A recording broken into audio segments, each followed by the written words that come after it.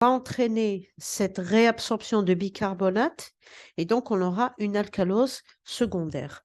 Lorsqu'il y a mise en route d'une ventilation assistée, puisqu'on a une hypercapnie, à ce moment-là, comment il faut lutter contre cette hypercapnie? C'est qu'il faut lui donner de l'oxygène. Si on a beaucoup de CO2 qui augmente, qu'est-ce qu'on va donner pour contrebalancer, pour neutraliser cette hypercapnie? C'est de donner beaucoup d'oxygène. Donc, on va donner une ventilation assistée.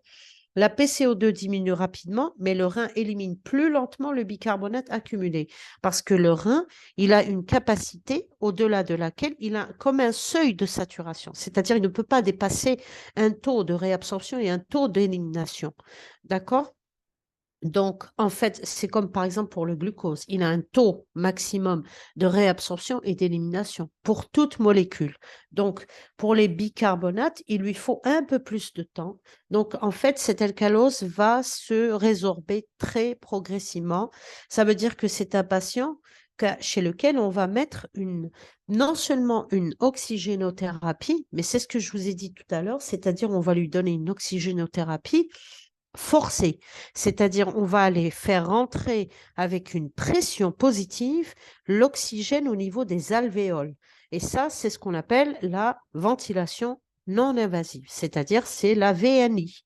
C'est pas une intubation, d'accord? C'est pas un respirateur, c'est pas la machine du respirateur de la réanimation, c'est la VNI. C'est ce qu'on a utilisé pendant le Covid. Pendant le Covid, on avait un œdème et une inflammation très importante au niveau respiratoire.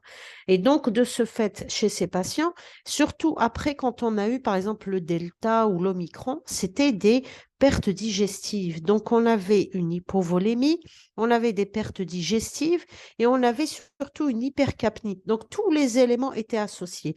On n'était pas dans l'acidose métabolique, on était dans le cadre de l'alcalose métabolique. Et à ce moment-là, on avait une hypercapnie, non seulement une hypercapnie, parce que les capacités respiratoires étaient insuffisantes, on avait une hypercapnie et il fallait pousser de l'oxygène pour neutraliser cette hypercapnie.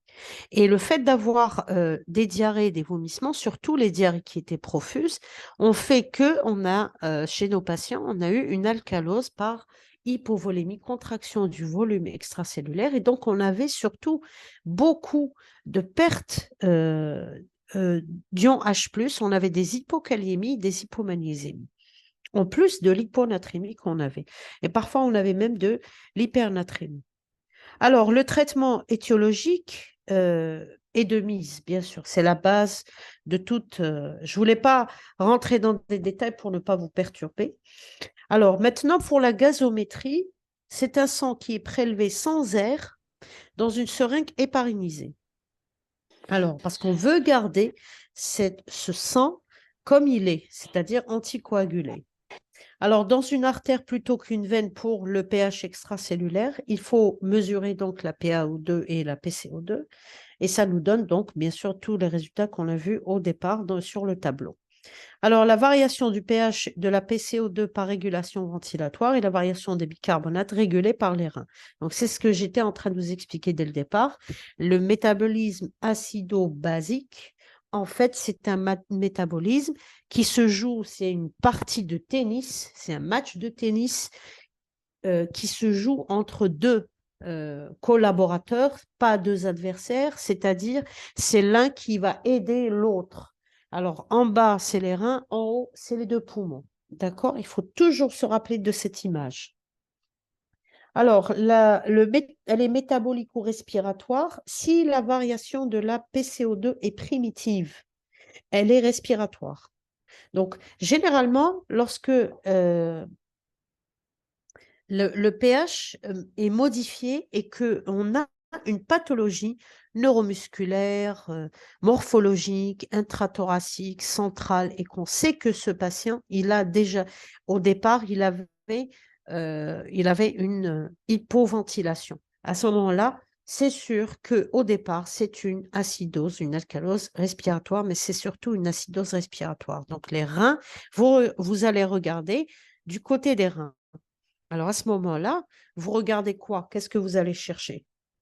vous regardez la fonction rénale. Est-ce qu'elle est normale ou pas? D'accord?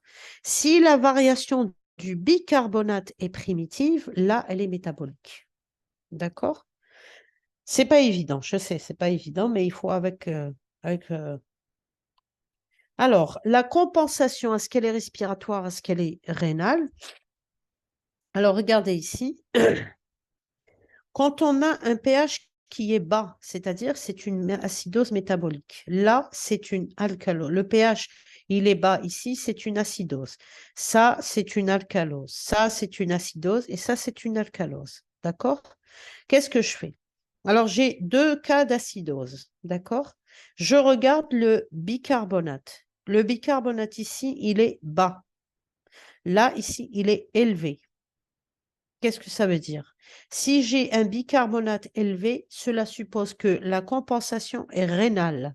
Les reins sont en train de régénérer et de réabsorber pour que ce pH remonte vers la normale.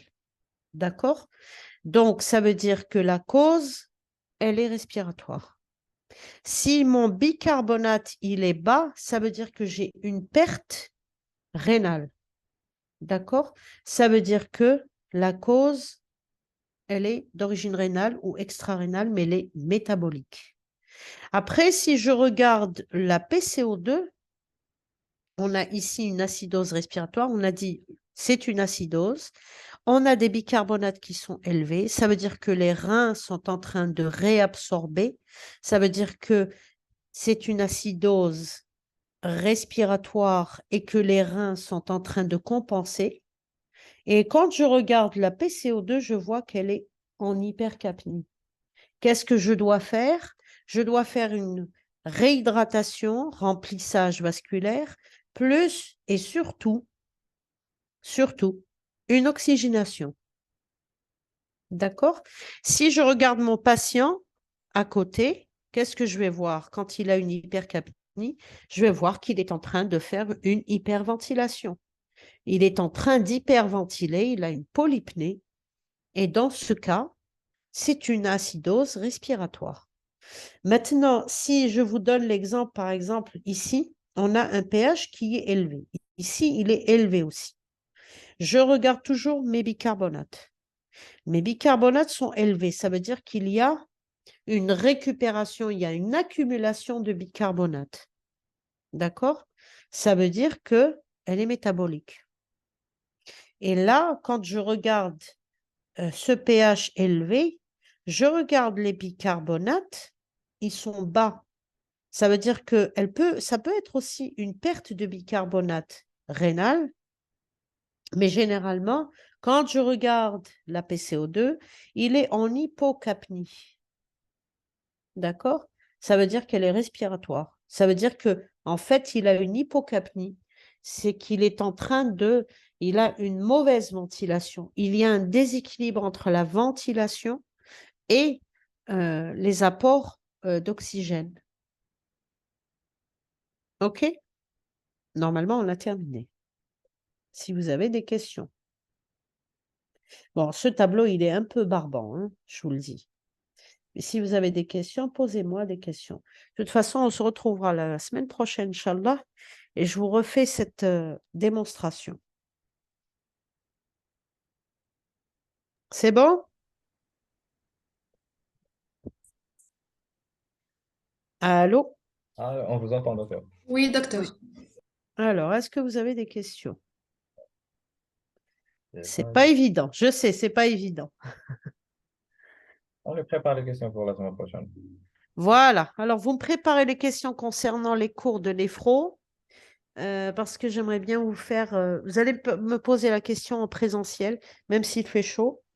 Et puis, on fera questions-réponses pour que ce soit clair. D'accord? D'accord. Inch'Allah, le dimanche. Vous allez venir Inch'Allah. Hein? avec les côtelettes, avec. Inch'Allah. Je vous laisserai tranquille pendant les 2 premiers jours. On va essayer de faire peut-être vendredi ou samedi. Vous voyez avec tout le monde. Si tout le monde est prêt pour le vendredi, on le fait vendredi soir. Sinon, ça sera samedi. D'accord? D'accord, parfait. Et vous préparez vos questions, s'il vous plaît, pour tous les cours de néphro. Comme ça, vous n'aurez pas de brouillard. Voilà. Merci pour votre attention. Je vous souhaite une bonne soirée et bon courage. Et surtout, sahaïdkoum. Bon, je vous Merci, rappellerai pour vous dire sahaïdkoum. Merci, docteur. merci, docteur. Ça va aider. Merci à vous. Merci, docteur. Merci, bonne soirée. Au revoir. Au revoir.